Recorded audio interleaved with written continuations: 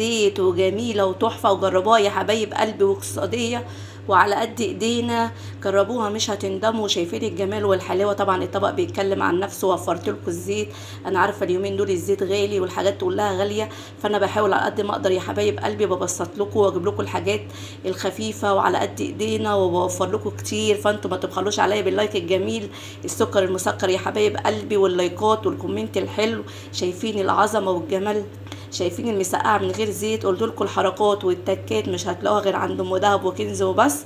عملنا ايه يا حبايبي؟ جبنا البتنجان شويناه، وجبنا البطاطس بتاعتنا قشرناها، والفلفل والبصل كله في الزيت في حله واحده يا حبايب قلبي، ومعلقتين زيت. وفرنا ازاز الزيت. كلنا ما بنقول مسقعه يعني ازاز الزيت. لا يا حبيبه قلبي، مش هخليكي تستهلكي زيت خالص. خليكم معايا. قلت لكم التكات والحركات مش هتلاقوها غير عند ام كنز وبس. واقول لكم باي باي يا حبايب قلبي. باي باي.